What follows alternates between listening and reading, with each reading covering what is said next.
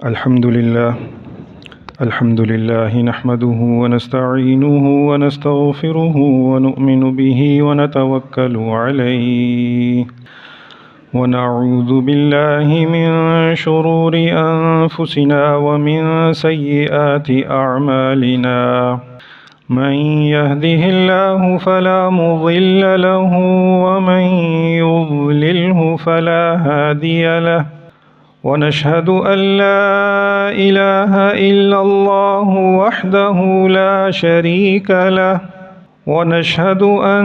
سيدنا ومولانا محمدا عبده ورسوله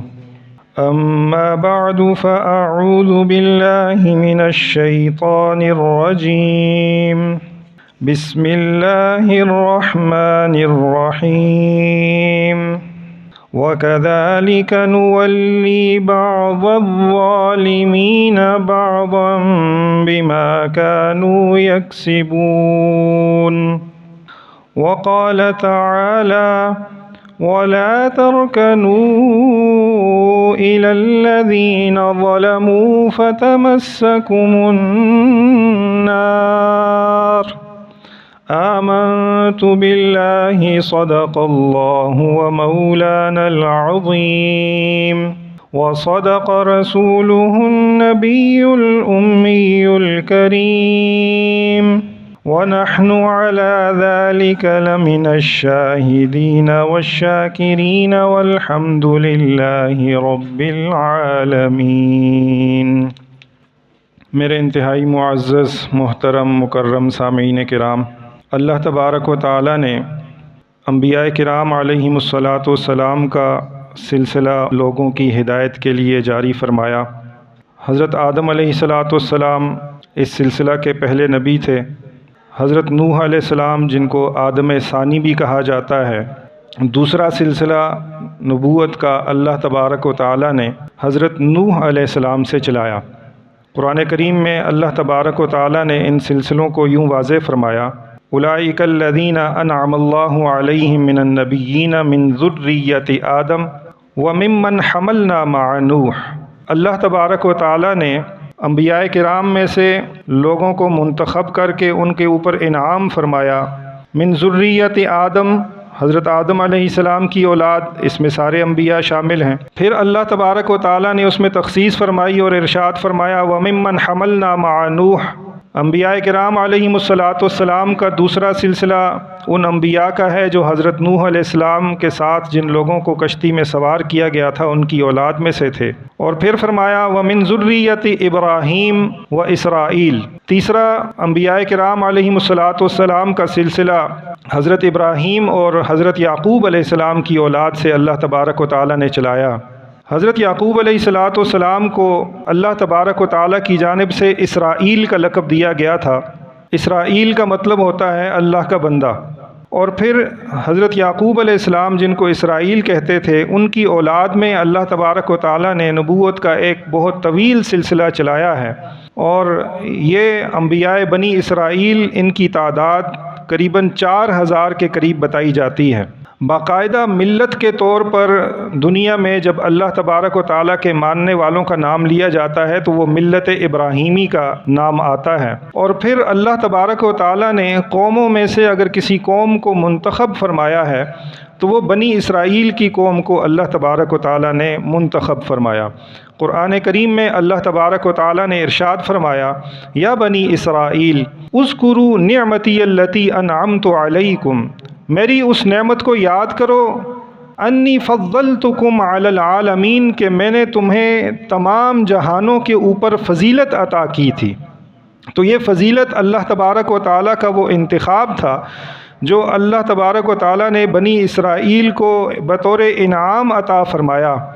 اور یکے بعد دیگرے ان کے اندر 4000 انبیاء کرام علیہم السلام کو مبعوث فرمایا۔ تو اللہ تبارک و تعالیٰ نے بنی اسرائیل کو یہ جو انعامات عطا فرمائے تھے، یہ صرف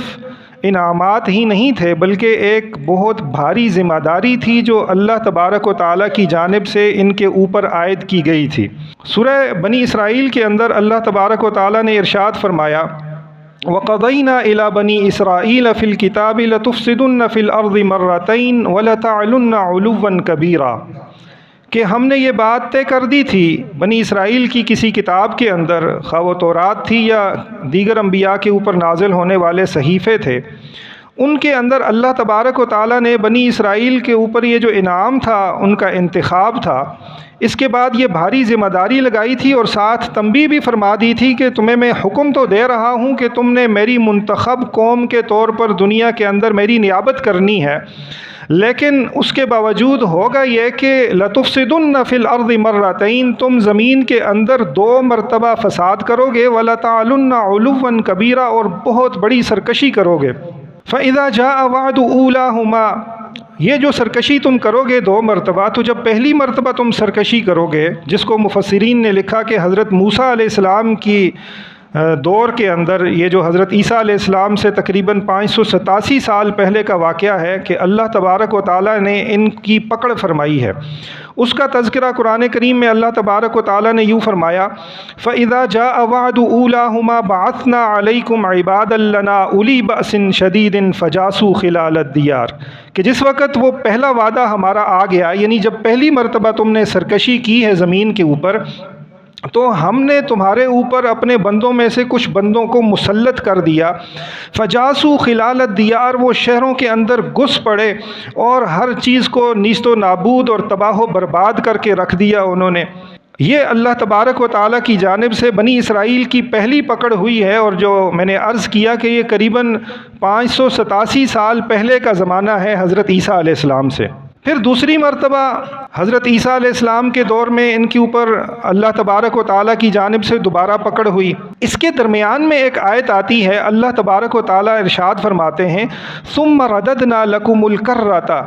پھر ہم نے باری کو تمہاری طرف لوٹایا، یعنی ایک مرتبہ تمہارا انتخاب کیا، انتخاب کے بعد تم نے زمین کے اندر فساد کیا اور خوب سرکشی کی، اس کے اوپر اللہ تبارک و تعالیٰ کی جانب سے تمہاری پکڑ ہو گئی، اور اللہ تبارک و تعالیٰ نے اپنے بندوں کو تمہارے اوپر مسلط کر دیا، جنہوں نے تمہیں تہ و بالا کر کے رکھ دیا۔ اس کے بعد اللہ تبارک و تعالیٰ نے باری کو تمہارے اوپر پلٹ دیا، تمہیں آسودگی عطا فرمائی، تمہیں مال و دولت عطا فرمایا، وَأَمْدَدْنَاكُمْ بِأَمْوَالٍ وَبَنِينَ، تمہیں خوب مال سے نوازا گیا، تمہیں خوب اولاد سے نوازا گیا، تمہاری تعداد کو اللہ تبارک و تعالیٰ نے کثیر کر دیا، وَجَعَلْنَاكُمْ أَكْثَرَ نَفِيرًا، تمہارے نفر بڑھ گئے، تمہارے افراد بڑھ گئے۔ اب اللہ تبارک و تعالیٰ نے بنی اسرائیل کو ارشاد فرمایا، ان احسنتم احسنتم لانفسکم، اگر تم اب نیکی کے راستے کو اختیار کیے رکھو گے تو یاد رکھو کہ اس کا فائدہ تمہیں ہی ہے، وَإِنْ أَسَأْتُمْ فَلَهَا، اور اگر تم برائی کا راستہ منتخب کرو گے تو پھر تمہیں برائی کا بدلہ ہی دیا جائے گا جیسے پہلے دیا گیا تھا۔ فَإِذَا جَاءَ وَعْدُ الْآخِرَةِ، یہ جو پہلی مرتبہ تم نے فساد کیا اس کا خمیازہ تم نے بھگت لیا ہے۔ اب جب دوبارہ دوسرے وعدے کا وقت آیا، حضرت عیسیٰ علیہ السلام کے زمانے میں تم نے دوسری مرتبہ فساد برپا کیا، تو اللہ تبارک و تعالیٰ نے کچھ اور لوگوں کو تمہارے اوپر مسلط کر دیا، لِيَسُوءُوا وُجُوهَكُمْ وَلِيَدْخُلُوا الْمَسْجِدَ كَمَا دَخَلُوهُ أَوَّلَ مَرَّةٍ، انہوں نے تمہارے ساتھ ایسے افعال کیے جن کو دیکھ کر تمہارے چہروں کے اوپر ناگواری کے اثرات امڈ آئے اور تمہارے چہروں کو بگاڑ کر رکھ دیا۔ وَلِيَدْخُلُوا الْمَسْجِدَ، اور وہ لوگ جس وقت تمہارے اوپر مسلط ہوئے انہوں نے صرف تمہیں جانی اور مالی نقصان نہیں پہنچایا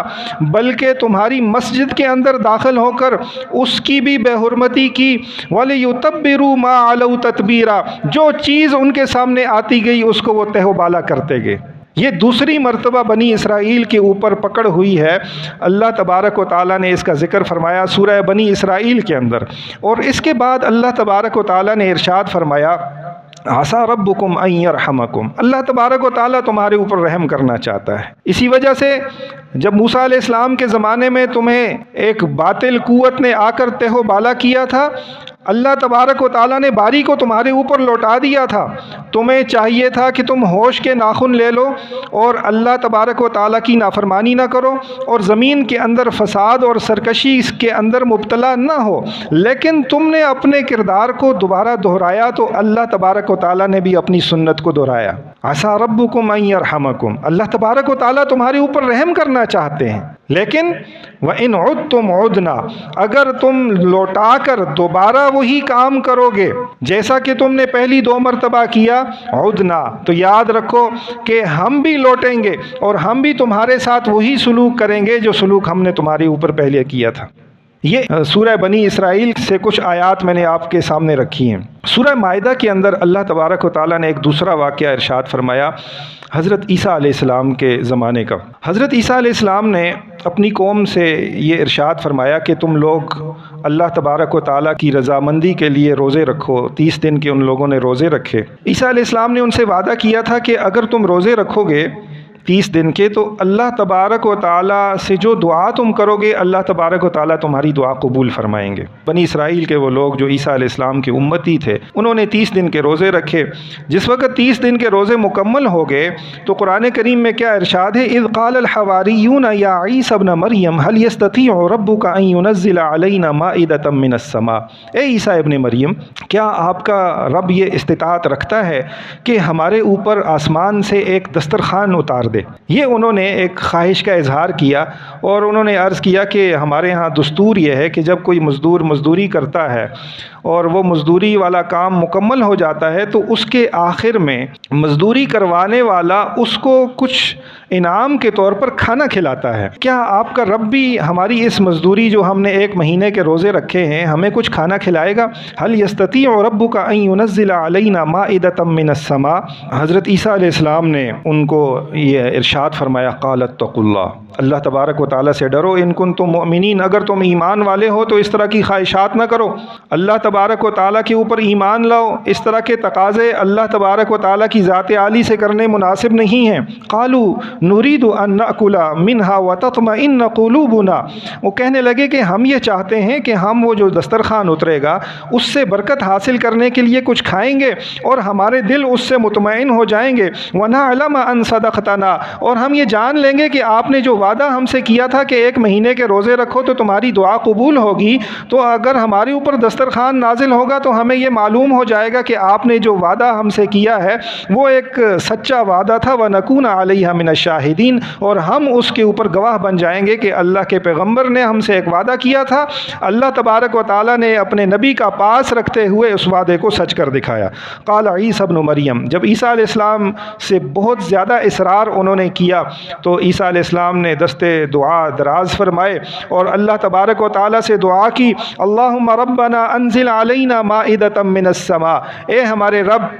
ہمارے اوپر آسمان سے ایک دسترخوان اتار دے، تکون لنا عیدا لاولنا وآخرنا، جو ہمارے اولین و آخرین کے لیے خوشی کا سامان ہوگا، وارزقنا وانت خیر الرازقین، ایسا دسترخوان اتار جس میں سے ہم کچھ کھائیں گے اور تو بہترین رزق عطا کرنے والا ہے۔ قال اللہ تبارک و تعالیٰ نے جوابی طور پر وہی نازل فرمائی حضرت عیسیٰ علیہ السلام پر، انی منزلها علیکم، ٹھیک ہے اگر تم یہ چاہتے ہو، تمہارا یہ پرزور تقاضا ہے کہ تمہارے اوپر آسمان سے دسترخوان نازل کیا جائے تو میں اس کو اتار دیتا ہوں۔ فمن یکفر بعد منکم، اگر اس کے بعد تم میں سے کوئی انکار کرے گا، ناشکری کا رویہ اختیار کرے گا، فانی اعذبہ عذابا لا اعذبہ احدا من العالمین، پھر میں اس کو ایسا عذاب اس کے اوپر نازل کروں گا جو میں نے سارے جہانوں میں کسی کو نہ دیا ہوگا۔ یہ اللہ تبارک و تعالیٰ کا دستور ہے کہ جس وقت کوئی نعمت مانگ کر لی جائے، کوئی معجزہ مانگ کر لیا جائے، اس کے بعد اس نعمت کی ناشکری کی جائے تو اس ناشکری کے اوپر اللہ تبارک و تعالیٰ کا عذاب نازل ہو جاتا ہے۔ تو روایات میں آتا ہے کہ اللہ تبارک و تعالیٰ نے آسمان سے وہ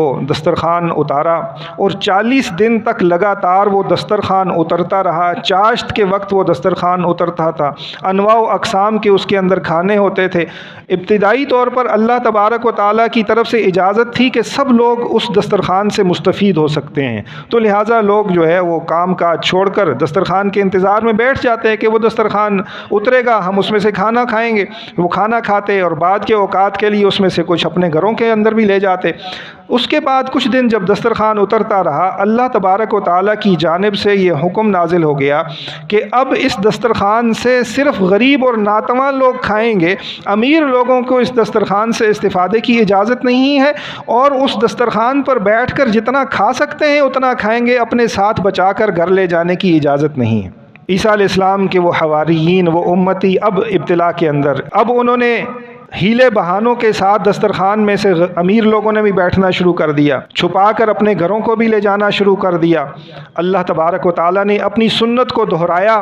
اور اللہ تبارک و تعالیٰ کی جانب سے عذاب نازل ہوا، اور وہ عذاب اس صورت میں تھا کہ وہ لوگ رات کو اپنے گھروں کے اندر گئے اور دسترخوان سے چوری کرنے والے لوگ، جن کی تعداد روایات میں 333 بتائی جاتی ہے، وہ رات کو اپنے بستروں پر سوئے، صبح جب اٹھتے ہیں تو کسی کا چہرہ بندر کا بنا ہوا ہے، کسی کا چہرہ خنزیر کا بنا ہوا ہے، سارے روتے ہوئے، باقی قوم بھی رو رہی ہے، داڑے مار رہے ہیں، حضرت عیسیٰ علیہ السلام کے گرد اکٹھے ہیں، عیسیٰ علیہ السلام ان کو پکارتے ہیں ناموں سے جن کے چہرے بدل گئے ہیں، وہ سر ہلاتے ہیں، پکارتے ہیں، چیخو پکار کرتے ہیں، لیکن گفتگو نہیں کر سکتے۔ 3 دن یہ عذاب نازل رہا اور وہ لوگ بندر اور خنزیر بنے ہوئے لوگوں کے درمیان گھومتے رہے، اور 3 دن کے بعد اللہ تبارک و تعالیٰ نے ان سب کے اوپر موت مسلط کر دی۔ یہ 2 واقعات 2 مقامات سے میں نے قرآن کریم کے آپ کے سامنے عرض کیے ہیں، یہ بنی اسرائیل کے واقعات ہیں۔ نبی پاک علیہ الصلوۃ والسلام نے ارشاد فرمایا کہ اے میری امت، بنی اسرائیل کو اللہ تبارک و تعالیٰ نے منتخب امت بنایا تھا۔ جو حالات بنی اسرائیل کے اوپر آئے ہیں وہ سارے کے سارے حالات میری امت کے اوپر بھی آئیں گے، حذو النعل بالنعل، کہ جیسے ایک جوتا دوسرے جوتے سے مشابہ ہوتا ہے، ویسے ہی تمہارے سارے حالات بنی اسرائیل کے حالات کے مشابہ ہوں گے۔ یہی وجہ ہے کہ بنی اسرائیل کے انبیاء کرام کا تذکرہ قرآن کریم میں بہت زیادہ کیا گیا ہے۔ اگر آپ صرف حضرت موسیٰ علیہ السلام کے تذکرے کو اٹھا کر پڑھنا شروع کر دیں تو معلوم ہوتا ہے کہ قرآن کریم موسیٰ علیہ السلام کے احوال ہی بیان کرتا چلا جا رہا ہے۔ سب سے زیادہ انبیاء کرام میں اگر کسی کا تذکرہ آیا ہے قرآن کریم کا، وہ موسیٰ علیہ السلام کا ہے۔ اس کی وجہ کیا ہے کہ امت محمدیہ کے لیے اللہ تبارک و تعالیٰ نے یہ ایک سامان پیدا فرما دیا ہے عبرت کا، کہ پہلے اللہ تبارک و تعالیٰ نے بنی اسرائیل کو منتخب فرمایا تھا، انی فضلتکم علی العالمین، کہ میں نے تمہیں تمام جہانوں کے اوپر فضیلت عطا فرمائی ہے۔ لیکن جس وقت رسول پاک علیہ الصلوۃ والسلام دنیا میں تشریف لائے، آپ کو اللہ تبارک و تعالیٰ نے منتخب کر کے ایک امت عطا فرمائی اور ارشاد فرمایا کنتم خیر امت اخرجت للناس، اب کے جو باری آئی ہے وہ تمہاری ہے۔ اللہ تبارک و تعالیٰ نے دنیا کے اندر اب تمہیں فضیلت عطا فرمائی ہے، تمہیں اللہ تبارک و تعالیٰ نے خیر امت کا درجہ عطا فرمایا ہے، اب تم نے اللہ تبارک و تعالیٰ کی نیابت کا کام دنیا کے اندر سنبھالنا ہے۔ تو جیسے کہ میں نے عرض کیا، بنی اسرائیل نے زمین پر فساد کیا، اللہ تبارک و تعالیٰ نے 2 مرتبہ ان کے اوپر کفار کو مسلط کیا۔ اللہ تبارک و تعالیٰ نے فارس کے آتش پرستوں کو ان کے اوپر مسلط کیا، جنہوں نے بیت المقدس کو تہ و بالا کر کے رکھ دیا، وہاں جو انہوں نے خزانے چھپا کر رکھے ہوئے تھے وہ اٹھا کر اپنے گھروں کو لے گئے، ان لوگوں کو انہوں نے غلام بنایا۔ اللہ تبارک و تعالیٰ نے روم کے کسی بادشاہ کو ان کی مدد کے لیے روانہ فرمایا، جس نے بنی اسرائیل کو فارس والوں سے آزادی دلائی، ان کا مال ان کو واپس کروایا، اللہ تبارک و تعالیٰ نے باری کو ان کے اوپر لوٹایا، یہ آسودہ حال ہوئے، انہوں نے دوبارہ فساد برپا کرنا شروع کر دیا۔ پھر اللہ تبارک و تعالیٰ نے تیتوس رومی نامی ایک بادشاہ کو ان کے اوپر مسلط کر دیا، وَلِيُتَبِّرُوا مَا عَلَوْا تَتْبِيرًا، اس نے دوبارہ سے ان کو تہ و بالا کر دیا، ان کو اپنا دست نگر بنا لیا، ان کو اپنا غلام بنا لیا۔ اللہ تبارک و تعالیٰ نے قرآن کریم میں اپنی سنت بیان فرمائی ہے، عَسَىٰ رَبُّكُمْ أَن يَرْحَمَكُمْ، اے بنی اسرائیل والو اور ان کے حالات کو پڑھنے والی امت محمدیہ، عَسَىٰ رَبُّكُمْ أَن يَرْحَمَكُمْ، تمہارا رب تو چاہتا ہے تمہارے اوپر رحم کرے، لیکن تم لوٹ لوٹ کر سرکشی کرتے ہو، تو پھر ہم لوٹ لوٹ کر تمہارے اوپر اپنا عذاب نازل کریں گے۔ اللہ تبارک و تعالیٰ کے پیغمبر رسول پاک علیہ الصلوۃ والسلام نے دعا فرمائی ہے، اے اللہ میری امت کے اوپر عذاب نازل نہ کرنا۔ کلی طور پر عذاب کے نزول کو اللہ تبارک و تعالیٰ نے یہ دعا قبول فرما لی ہے، تمہاری امت پر میں عذاب نازل نہیں کروں گا، لیکن جزوی عذاب اس امت کے اوپر بھی نازل ہوتے رہیں گے، اور اللہ تبارک و تعالیٰ کی سنت جاری رہے گی۔ اس امت کے نیک لوگ دعائیں کریں گے، ان کی دعاؤں کو قبول نہیں کیا جائے گا، اللہ تبارک و تعالیٰ وباؤں کی صورت میں، جنگوں کی صورت میں ان کے اوپر عذاب نازل کرتے رہیں گے۔ ہم دیکھتے ہیں بنو امیہ نے جس وقت سرکشی اختیار کی، اللہ تبارک و تعالیٰ نے ان کی رجیم کو چینج کیا۔ بنو عباس کا دور آیا، اللہ تبارک و تعالیٰ نے ان کو آسودگی عطا فرمائی۔ اس کے بعد اللہ تبارک و تعالیٰ نے تاتار کو امت مسلمہ کے اوپر مسلط کیا، ان کو عبرت کا نشان بنا دیا۔ وَإِنْ عُدْتُمْ عُدْنَا، اگر تم لوٹ کر آؤ گے اللہ تبارک و تعالیٰ بھی اپنی سنت کو لوٹائے گا۔ خلافت عثمانیہ کا دور آتا ہے، اللہ تبارک و تعالیٰ نے جنگ عظیم دوم کے ذریعے ان کو عذاب مسلط کیا۔ اس امت محمدیہ کی جو خلافت تھی، جو اس کی یکجہتی کا ایک نشان تھی، اس کو پارا پارا کر دیا۔ اس کے اندر سے کئی چھوٹی چھوٹی مملکتیں نمودار ہوئیں، طوائف الملوکی کا سامان ہوا، چپے چپے پر بادشاہ بن کر بیٹھ گیا۔ اب یہ لوگ جو کھانے پینے کو ترستے تھے، اللہ تبارک و تعالیٰ نے ان کو تیل کی دولت سے نوازا، ان کو مالا مال کر دیا۔ ثم رددنا لکم الکرہ، اللہ تبارک و تعالیٰ نے باری کو ان کی طرف لوٹا دیا۔ وامددناکم باموال وبنین، اب اللہ تبارک و تعالیٰ نے ان کو مال بھی عطا فرمایا۔ وجعلناکم اکثر نفیرا، اولاد بھی عطا فرمائی، ان کو افراد میں بھی کثرت عطا فرما دی۔ اب ہونا یہ چاہیے تھا، یہ سائنس کے اندر ترقی کرتے، یہ ٹیکنالوجی کے اندر ترقی کرتے، یہ مسلم امہ کو یکجا کر کے کفار کے خلاف دفاع کے لیے مستعد کرتے، قرآنی حکم وَأَعِدُّوا لَهُم مَّا اسْتَطَعْتُم مِّن قُوَّۃٍ کے اوپر عمل کرتے۔ لیکن انہوں نے اپنا سارا زور رکھا بلڈنگیں بنانے کے اوپر، اپنے شہر بسانے کے اوپر، عیاشی اور سامان فرحت کو اکٹھا کرنے کے اوپر انہوں نے اپنی سارا زور رکھا۔ اللہ تبارک و تعالیٰ نے ان کے اوپر ایک جانب سے اسرائیل کو مسلط کر دیا، دوسری جانب سے ایران کو مسلط کر دیا، تیسری جانب سے امریکہ کو مسلط کر دیا۔ وَإِنْ عُدْتُمْ عُدْنَا، اگر تم لوٹ کر سرکشی کرو گے اللہ تبارک و تعالیٰ لوٹ کر تمہارے ساتھ وہی سلوک کرے گا جو بنی اسرائیل کے ساتھ ہوتا چلا آیا ہے، جو بنو امیہ کے آخری خلفاء کے اوپر آیا، جو بنی عباس کے آخری خلفاء کے اوپر آیا ہے، جو خلافت عثمانیہ کا حال ہوا ہے، وہی حال تمہارا ہوگا۔ امت مسلمہ کو اللہ تبارک و تعالیٰ نے ان جنگوں کے ذریعے عبرت سکھانا چاہیے کہ ابھی بھی تمہارے پاس وقت ہے، تم اپنی ان عیاشی کے اڈوں کو بند کر کے تقوی والی زندگی کی طرف آ جاؤ، تم اللہ تبارک و تعالیٰ کی جانب رجوع کرنے والے بن جاؤ۔ ظالموں کو اللہ تبارک و تعالیٰ خود پکڑ لے گا۔ آپ دیکھتے ہیں کہ ایران نے شام کے اندر مسلمانوں کے اوپر جو ظلم روا کیے، جو وہاں کے سنیوں کو اس نے درندوں کی طرح ہلاک کیا، ایسے موذی جانوروں کو بھی نہیں مارا جاتا جیسے وہاں اہل سنت کا اس نے شکار کیا۔ آج شام کے اندر احمد اشرا کی حکومت ہے، ہم دیکھتے ہیں کہ ایک ایک قاتل کو پکڑا جاتا ہے، 500 سنیوں کا قتل جس کے سر کے اوپر، اور ایسی ایسی ویڈیوز وہاں سے نمودار ہو رہی ہیں کہ اہل سنت کے ایک جم غفیر کو اکٹھا کر کے گڑھے کھودے جاتے ہیں اور ان کو کہا جاتا ہے کہ تم بھاگو،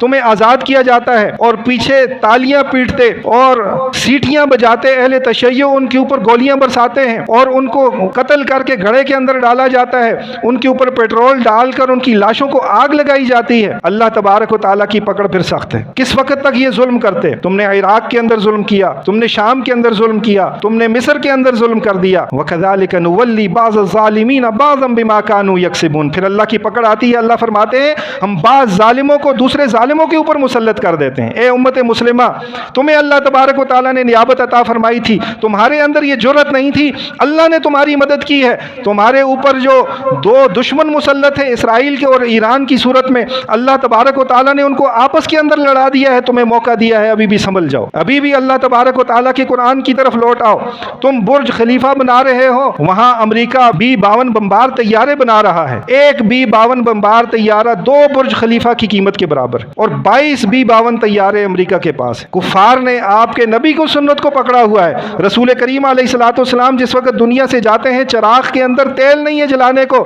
لیکن دیوار کے ساتھ ذوالفقار، قلی، بطار، عزب نامی تلواریں، 9 عدد تلواریں لٹک رہی ہیں۔ تمہارا نبی تمہارے لیے یہ سنت چھوڑ کے گیا ہے، اور فرمایا کہ جو سب سے بدترین مال ہے تمہارا، وہ تمہاری بلڈنگیں بنانے کے اوپر خرچ ہوتا ہے، وہ مال سب سے بدترین مال۔ امت اسی کام کے اوپر لگی ہوئی ہے۔ اللہ تبارک و تعالیٰ نے ظالم کو ظالم کے اوپر مسلط کر کے تمہیں مہلت دی ہے کہ ابھی بھی لوٹ کر آؤ۔ اگر تم اس مہلت سے فائدہ نہیں اٹھاتے، اللہ تبارک و تعالیٰ وَإِنْ عُدْتُمْ عُدْنَا، اگر تم لوٹ کر سرکشی کرو گے اللہ تبارک و تعالیٰ تمہاری سرکشی کے بدلے میں تمہارے اوپر عذاب نازل فرمائے گا۔ ہمیں یہ کہا جاتا ہے کہ یا تو اسرائیل کی جانب ہو جائیں یا تو ایران کی جانب ہو جائیں، اس کو اسلام اور کفر کی جنگ قرار دیا جاتا ہے۔ میں آج اس بات کو یہاں پر واضح کرنا چاہوں گا کہ ہمیں عراق کے اندر اہل تشیع کی جانب سے جو مظالم ڈھائے گئے ہیں وہ بالکل یاد ہیں، ہمیں نہیں بھولے۔ شام کے اندر جو مظالم ڈھائے گئے ہیں، بشار الاسد کی جیلوں سے امت مسلمہ کی جو سنی مائیں ان خنزیروں کے بچے جنتے ہوئے باہر نکلی ہیں 30 سال بعد، ایسے بچے وہاں سے باہر نکلے ہیں جنہوں نے سورج کی روشنی تک نہیں دیکھی ہوئی تھی،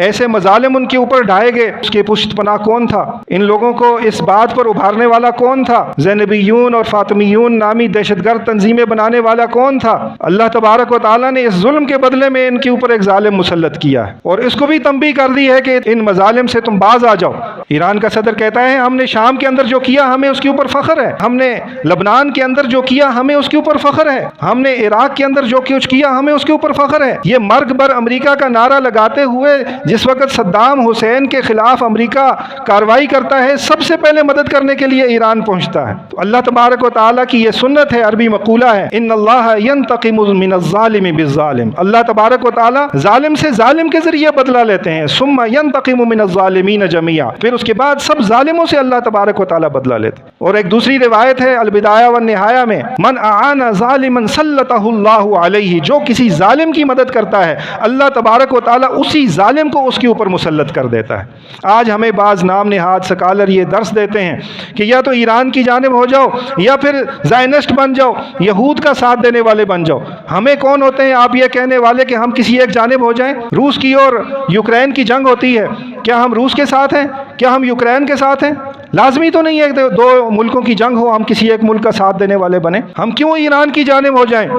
ہمیں امت مسلمہ کی ماؤں کی وہ جو آبروئیں تھیں وہ لٹتی ہوئی ابھی بھی یاد ہیں، چھوٹے چھوٹے معصوم بچوں کے چیتھڑے اڑتے ہوئے یاد ہیں۔ وَلَا تَرْكَنُوا إِلَى الَّذِينَ ظَلَمُوا فَتَمَسَّكُمُ النَّارُ، تم ظالموں کی طرف مت ہونا، تمہیں بھی آگ چھو لے گی۔ ترکنو معمولی سا میلان، ولا ترکنو معمولی سا میلان بھی ظالموں کی طرف نہ کرنا، فتمسکم النار، تمہیں آگ آ کر پکڑ لے گی۔ ایسے ایسے سکالرز جن کی ہاتھ پر اللہ تبارک و تعالیٰ نے لاکھوں لوگوں کو ہدایت دی ہے، وہ کہتے نظر آتے ہیں کہ ایران اس وقت امت مسلمہ کی نمائندگی کر رہا ہے۔ کون سی امت مسلمہ جس کے اوپر روس کے ساتھ مل کر بم برسائے تھے اس نے؟ آج ایرانیوں کی جانب سے کہا جاتا ہے کہ ہم اہل عرب کے اوپر اس لیے بم برسا رہے ہیں کیونکہ انہوں نے امریکیوں کو اڈے دیے ہوئے ہیں۔ جس وقت روس شام کے اوپر بمباری کر رہا تھا تم نے روس کو اڈے نہیں دیے ہوئے تھے، روس کو مدد نہیں فراہم کر رہے تھے تم اس وقت، وہ مسلمان نہیں تھے۔ اور جس وقت حملہ ہوتا ہے امریکہ کی جانب سے، امریکہ کو نہیں مارا جا رہا، سعودی عرب کو مارا جا رہا، امریکہ کو نہیں مارا جا رہا، دبئی کو مارا جا رہا ہے، اور وہاں امریکی فوجیوں کو نہیں مارتے، وہاں مارتے ہیں تو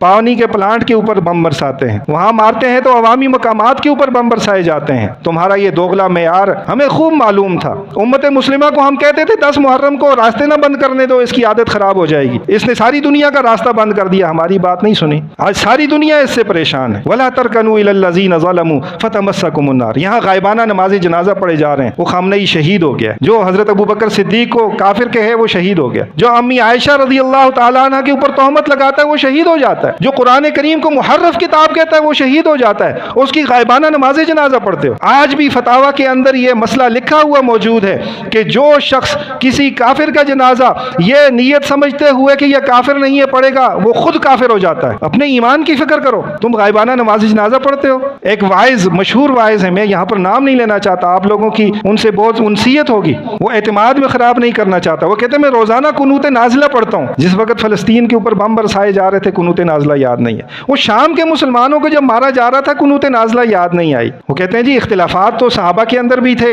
ہمارے اور ان کے اندر اختلاف ہیں، تو اس وقت ہمیں متحد ہونے کا وقت ہے، کفار کے مقابلے میں جیسے صحابہ متحد ہو گئے تھے ہمیں بھی متحد ہو جانا چاہیے۔ صحابہ کے درمیان قرآن کریم کی تحریف کے اوپر اختلاف نہیں تھا، صحابہ کے درمیان حضرت ام المومنین عائشہ صدیقہ رضی اللہ تعالیٰ عنہ کے اوپر تہمت لگانے یا نہ لگانے کا اختلاف نہیں تھا، صحابہ کے درمیان نبوت کے بعد امامت کے ذریعے وحی کو جاری رکھنے کے اندر اختلاف نہیں تھا۔ اگر آپ اختلاف کو مٹانے کا درس دیتے ہیں تو سب سے پہلے ان لوگوں کو درس دیں کہ تم قرآن کریم کو تحریف شدہ کتاب کہنا بند کر دو، تم ام المومنین حضرت سیدہ عائشہ رضی اللہ تعالی عنہا کو تہمت لگانا بند کر دو،